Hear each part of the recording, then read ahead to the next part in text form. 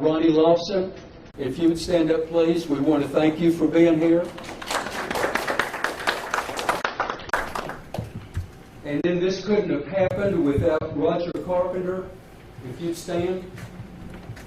These guys are bashful. Larry Hamlin. Donnie Lawson. Go ahead and stand up. Donnie's been wrestling with a mule and he lost. And then Stuart Franklin. They're sort of over here in the corner. We have some packets of where the money was distributed so that you'll have that in front of you. If you are a media person and you didn't get it, I've got the packets right over here. So make sure you get that before you leave. Did anybody slip by that I didn't introduce? I think we're good. So we're going to make this short, but we've already had a happy ending. Back in May, we had a happy ending. Today is just icing on the cake. So I want to begin by sort of going back over some of the events that happened, and that was on Wednesday, May the 4th, Carlie Marie Trent was checked out of school by an uncle, which began one of the largest manhunts in local history, and I believe it was even national history. There were people from states around that were calling us. Local residents, moms and dads, grandparents, they could not believe. You know, we have children and grandchildren, and our minds raced at what could have been the end result of this. I mean, we were devastated at the thought that in Hawkins County, a child could be kidnapped. So over the next 8 days, in the parking lot across from our city hall up here, we had U.S. Marshals, we had TBI and FBI roped off an entire parking lot up there, and they set up headquarters at the same time. We had the Sheriff's Department, the Police Department, our Forestry Department, anyone that was available were out in this massive search. And then locally, a lady by the name of Brooke Hall had made up thousands of flyers and maps so that local residents would see this white conversion van and what the uncle looked like and what Carlie Marie looked like.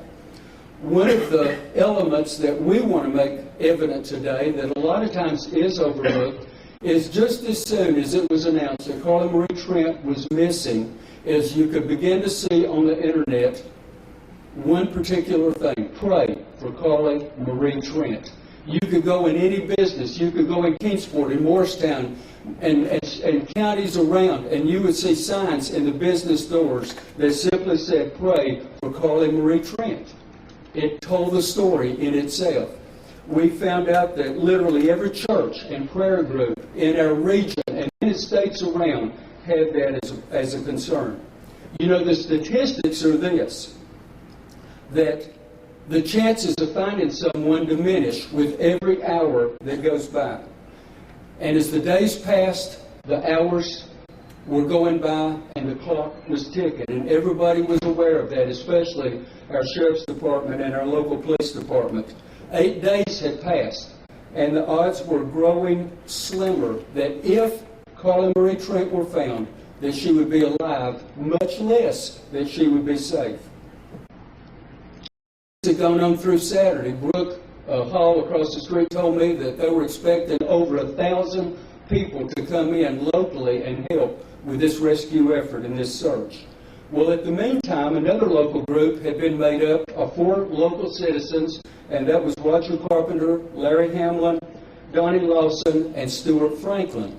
And these men sort of felt that God was leading them to look on the other side of Clinch Mountain in North Hawkins County. And the reason for that was they felt they had learned that some years ago, a man that was accused of murder had eluded police for 2 years, and he was hiding in a cabin that was back off of a main road over there.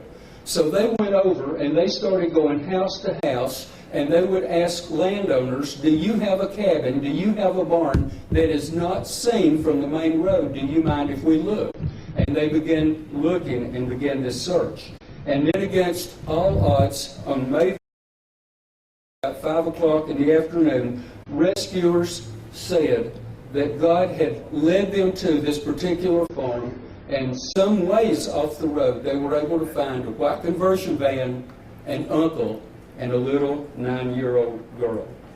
I personally believe the headlines should have read, "Our prayers are answered," on the next day.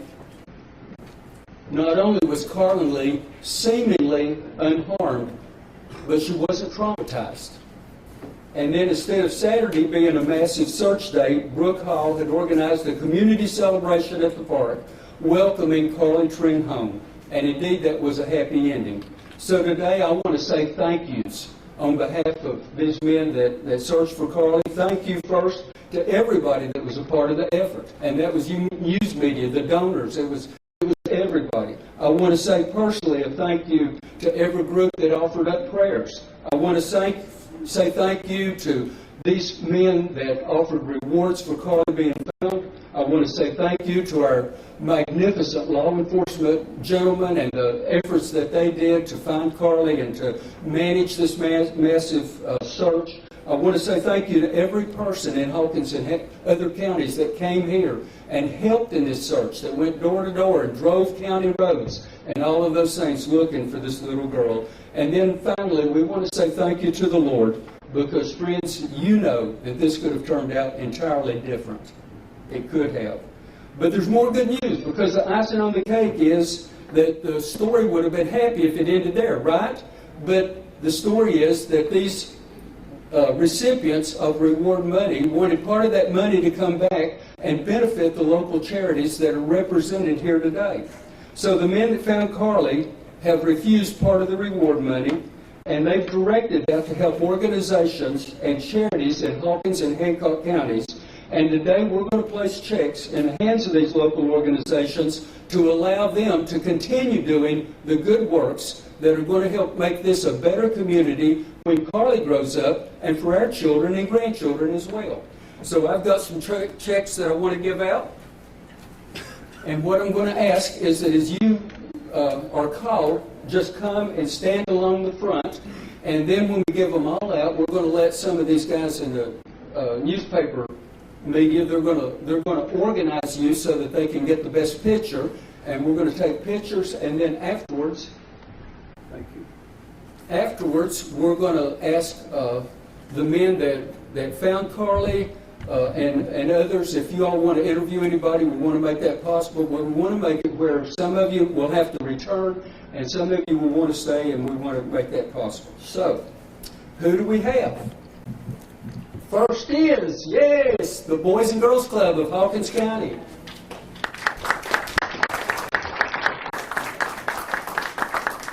And I know you're here on a short lease today. This is their busiest time of day. The Boy Scouts of America Troop 100.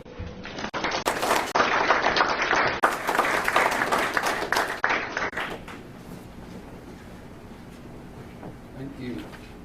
Camp Hope. Are they here? All right. CASA, Hawkins County.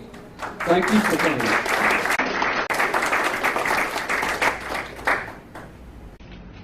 Jill Hale Center. 26 organizations, recipients.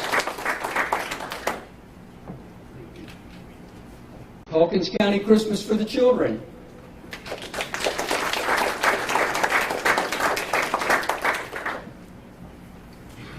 Hancock County Christmas for the Children. I'm going to let Miss Olson.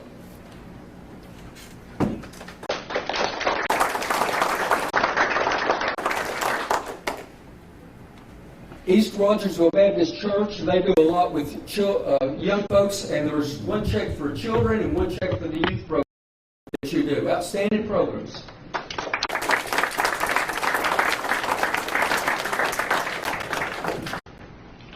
Hawkins County Family Resource Center.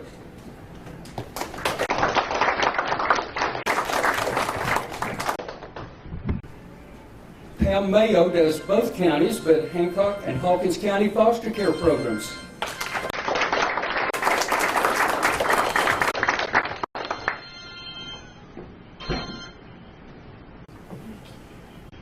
Thank you. Thank you. The Hancock County Arts Group. I know Miranda does a good job over there. A One Accord Home Repair Program.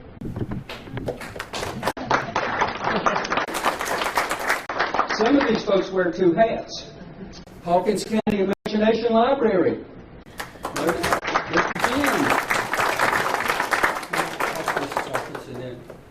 And then Hancock County Imagination Library, Miss Sue. Jubilee Project Summer Feeding Program.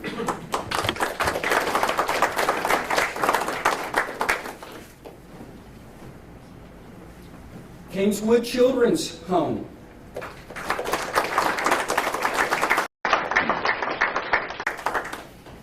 Thank you for the work you do down there. Overhome Clothing Ministry.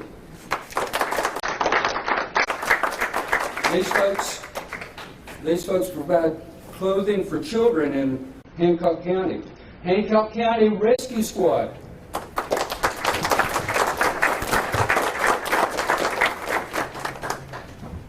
I can vouch for the good work you guys do. And Hawkins County Rescue Squad. These guys stand. All of us. The Hancock and the Hawkins County Shriners, and this is to take the crippled children to the Crippled Children's Hospital up in Lexington. Thank you. And then last is the Sneedville Summer Recreation Program.